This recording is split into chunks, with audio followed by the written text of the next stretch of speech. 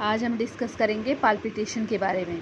Palpitation क्या है? Palpitation is defined as an unpleasant awareness of the forceful rapid और irregular beating of the heart. यानी patient अगर किसी भी वजह से अगर उसकी हार्ट बीट नॉर्मली यूजुअली क्या होता है कि हार्ट बीट हमें फील नहीं होती, लेकिन किसी वजह से या कोई अंडरलाइन कॉज है या किसी भी वजह से उसको अपनी हार्ट बीट बहुत तेज़ या बहुत इरेगुलर जो है महसूस होने लगे तो उसको पाल्पिटेशन कहते हैं।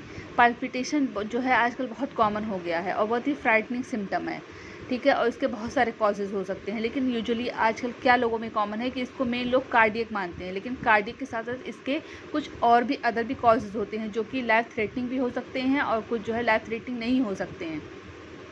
अब इसी को डिफ्रेंशिएट करना है कि कार्डियक है नॉन कार्डियक है, डिफ्रेंशिएट करना बहुत ज़रूरी होता है, क्योंकि कुछ जो है ऐसे कार्डियक कॉजेज़ होते हैं जिनकी वजह से सडन डेथ भी हो सकती है, जैसे हाइपरट्रॉफिक ऑब्स्ट्रक्टिव कार्डियोमायोपैथी है जो कि मेनली एडल्ट्स में कॉमन है और उसमें कभी भी अचानक सडन डेथ हो सकती है और उसमें भी ज़्यादा वैसे कोई फीचर नहीं होते, प्रेजेंटिंग फीचर पाल्पिटेशन ही यूजुअली कुछ जो है सिम्टम होता है। अब अप्रोच हम कैसे करेंगे पेशेंट का, उसको पढ़ने से पहले हमें कॉजेज़ जानना ज़रूरी है पाल्पिटेशन के। तो पाल्पिटेशन के सबसे पहले मोस्ट कॉमन कॉज जो होता है वो कार्डियक कॉज होता है, ठीक है। तो उसमें एनी एरिथमिया, ठीक है, कोई भी एरिथमिया यानी हो, और माइट्रल वॉल्व प्रोलैप्स है, वॉल्वुलर हार्ट डिजीज़ है, इस्चेमिक हार्ट डिजीज़ है, पेसमेकर है, एट्रियल मिक्सोमा एंड कार्डियोमायोपैथी। ये जो है मोस्ट कॉमन कॉज होते हैं पाल्पिटेशन के। और अदर कॉजेज़ में हम देखेंगे तो साइकेट्रिक कॉज भी होता है, लाइक पैनिक अटैक है, एंग्जाइटी अटैक है, एंड मेटाबॉलिक कुछ डिसऑर्डर्स भी होते हैं जिनमें पाल्पिटेशन होता है, लाइक हाइपोग्लाइसीमिया। हाइपोग्लाइसीमिया क्या होता है? हाइपोग्लाइसीमिया की वजह से क्या होता है, हमारा जो सिंपैथेटिक नर्वस सिस्टम होता है वो एक्टिव हो जाता है, ठीक है, जिसकी वजह से जो है पेशेंट को टैकीकार्डिया है और एंग्जाइटी है, ये सारे जो है फीचर्स होने लगते हैं। और ये मोस्ट कॉमन प्रेजेंटिंग फीचर होता है हाइपोग्लाइसीमिया का। एंड फियोक्रोमोसाइटोमा, फियोक्रोमोसाइटोमा क्या होता है कि एड्रेनल मेडुला का ट्यूमर होता है, ठीक है। इसमें भी जो है पेशेंट को tachycardia, fluctuating increase blood pressure, ये सारे फीचर्स होते हैं। एंड और दूसरे कॉजेज़ हैं high output state, like anaemia है। अनीमिया हाई आउटपुट जो है स्टेट है, यानी जो है अनीमिया में क्या होता है कि हमारा HB% कम हो जाता है किसी भी वजह से, इसके भी बहुत सारे कॉजेज़ होते हैं।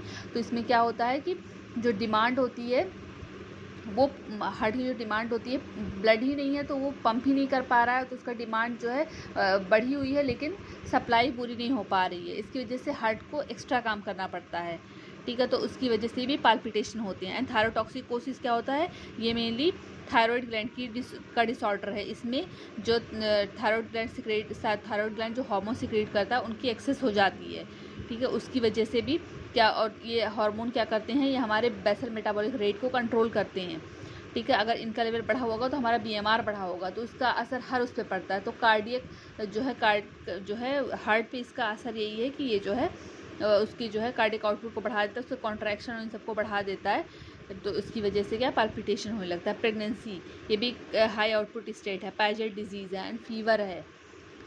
एंड देन फिजियोलॉजिकल भी होता है, जो कि मेन स्ट्रेस या एक्सरसाइज, हम बहुत स्ट्रेनस एक्सरसाइज कर रहा है कोई पेशेंट तो उसमें भी होता है। एंड कुछ ड्रग इंड्यूस भी होते हैं, like sympathomimetic agents, anticholinergic drugs and beta blocker withdrawal. Sudden beta blocker withdrawal भी नहीं करना चाहिए। अगर कोई पेशेंट पहले से बीटा ब्लॉकर ले रहा है तो सडन इसका विड्रॉल नहीं करना चाहिए, बल्कि उसका कैजुअली धीरे धीरे जो है ग्रेजुअली उसका जो है हमें विड्रॉल करना चाहिए। And then cocaine use, amphetamines, caffeine, nicotine, alcohol. कभी कभी पेशेंट बहुत ज़्यादा अल्कोहल या निकोटीन, कैफ़ीन इन सब का यूज़ करते हैं और पाल्पिटेशन लेकर आते हैं, तो इन सब की भी हमें हिस्ट्री लेना बहुत ज़रूरी है। देन हम अप्रोच देखेंगे कि हम पेशेंट को अप्रोच कैसे करेंगे। कोई भी पाल्पिटेशन का पेशेंट आता है तो सबसे पहले हमें इवैल्यूएट करना है, पेशेंट की हिस्ट्री लेनी है, उसका फिजिकल एग्जामिनेशन करना है और कुछ इन्वेस्टिगेशन है। उसमें मोस्ट जो प्रॉमिसिंग इन्वेस्टिगेशन है वो ECG है। आजकल बहुत सारे जो है इन्वेस्टिगेशन अवेलेबल हैं हार्ट कार्डियक डिजीज़ को, दूसरी डिजीज़ को करने के लिए, लेकिन जो मेन रूटीन इन्वेस्टिगेशन है लाइक CBC है, ECG है, एक्सरे चेस्ट है, इनका कोई बदल नहीं है। तो फर्स्ट पहले हम हिस्ट्री देखेंगे, तो हमें पहले फिगर आउट करना है कि पेशेंट क्या कहना चाह रहा है, पाल्पिटेशन या कोई और चीज़ कहना चाह रहा है पेशेंट, वो हमें जो है पूछना है पेशेंट से। अगर उसको रिकरेंट पाल्पिटेशन हो रहे हैं लेकिन कम टाइम के लिए है, शॉर्ट लिव्ड है, और पेशेंट महसूस कर रहा है कि उसकी जो है धड़कन मिस हो जा रही है, तो ये सजेस्ट करता है कोई एक्टॉपिक बीट है, मेनली क्या होता है कि जो हमारा इम्पल्स जनरेट होता है वो ऐसे नोड से होता है, ठीक है, जो पेसमेकर है हार्ट का, ठीक है, वहाँ से अगर इम्पल्स ना जनरेट होकर कहीं और से इम्पल्स जनरेट होने लगे तो उसको टॉपिक बीट्स कहते हैं, ठीक है। और फिर हमें देखना है कि पाल्पिटेशन कंटिन्यूअस हो रहे हैं कि इंटरमिटेंट हैं, ठीक है। और जो ये कंडीशन होती है जिसको हम कहते हैं जो पैरोक्सिस्मल होता है, यानी जो एपिसोडिक होते हैं पाल्पिटेशन, उसका वो एरिथमिया की वजह से होता है। अगर परसिस्टेंट है तो कोई जो है वॉल्यूम ओवरलोड है या फिर कोई परसिस्टेंट एरिथमिया, अगर परसिस्टेंट एरिथमिया है जैसे लाइक एट्रियल फिब्रिलेशन है, परसिस्टेंट जो है वो एरिथमिया होता है। और फिर हमें देखना है हार्ट रेगुलरली बीट कर रहा है कि इरेगुलर बीट कर रहा है। अगर इरेगुलर पाल्पिटेशन है तो एट्रियल फिब्रिलेशन की कंडीशन होती है, उसमें देखने को मिलता है। और अगर रेगुलर पाल्पिटेशन है तो वो मेनली पैरोक्सिमल सुप्रावेंट्रिकुलर टैकीकार्डिया में देखने को मिलता है। इसके लिए अलग से एरिथमियास का लेक्चर होगा, उसमें पूरा इन सब के बारे में डिटेल बताई जाएगी। फिर हमें पूछना है कि जो है ऑनसेट इसका एब्रप्ट था या ग्रेजुअल था।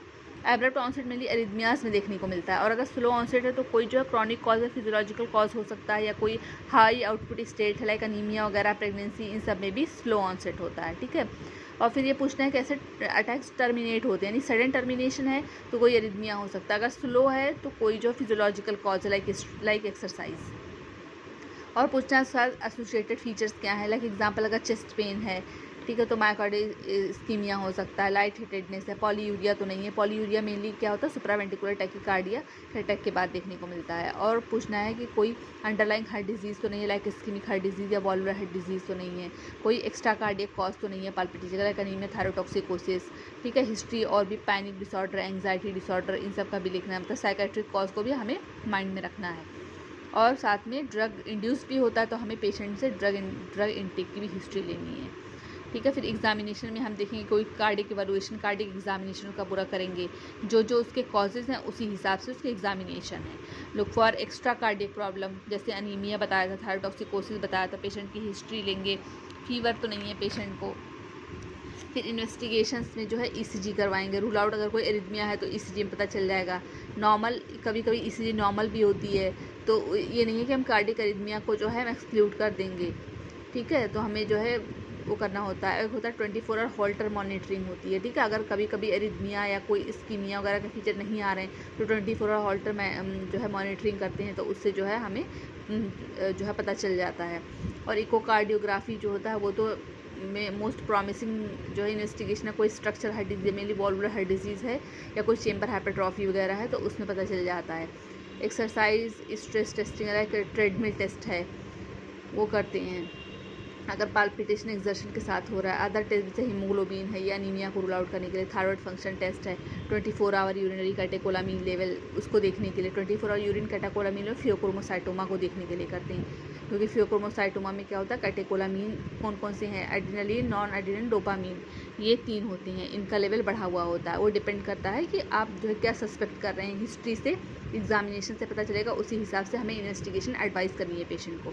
नाउ मैनेजमेंट पे आएंगे। मैनेजमेंट जो है डिपेंड कर रहा है अंडरलाइन कॉज क्या है, ठीक है। और अगर सिम्टोमेटिक हमें पेशेंट को ट्रीट करना है तो उसमें मेनली बीटा ब्लॉकर्स हैं, बीटा ब्लॉकर लाइक प्रोपेनोलॉल ये हम देंगे। और बाकी जो भी ट्रिगरिंग फैक्टर है, स्ट्रेस है या कोई इंटरकरेंट इलनेस है, कैफीन, अल्कोहल, निकोटीन वगैरह की हिस्ट्री पेशेंट दे रहा है तो उसको हम स्टॉप कराएंगे पेशेंट से और बीटा ब्लॉकर ट्राई करेंगे। लेकिन बीटा ब्लॉकर देने से पहले हमें ये चीज़ देखना है कि पेशेंट को कोई रेस्पिरेटरी इलनेस तो नहीं है, ठीक है, पेशेंट डायबिटिक तो नहीं, क्योंकि रेस्पिरेटरी इलनेस मेनली क्या होता है ब्रोंकियल एस्मा या सीओपीडी का पेशेंट तो नहीं है, क्योंकि अगर हम beta blocker mainly non selective beta blocker दें, नॉन कार्डियो सेलेक्टिव होते हैं, तो वो क्या करते हैं कि इसमें कार्डियक तो इसको तो हार्ट रेट कम करेंगे, लेकिन ये ब्रोंको स्पाज्म करते हैं। तो ब्रोंकियल एस्मा सीओपीडी के पेशेंट में ऑलरेडी ब्रोंको स्पाज्म होता है तो वो और एग्रावेट हो जाता है। इसी तरह डायबिटीज़ के पेशेंट में हमें क्यों नहीं देना चाहिए बीटा ब्लॉकर, क्योंकि डायबिटीज़ का पेशेंट जो है अगर वो इंसुलिन पे है या फिर सल्फोनाइल यूरिया ले रहा है तो उनमें कभी भी हाइपोग्लाइसीमिया हो सकता है। और अगर हमने इसका मेन फीचर यही होता है tachycardia, palpitation,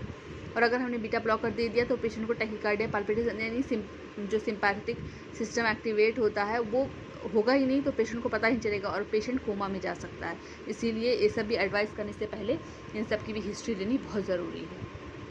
thank you guys, hope you like this video.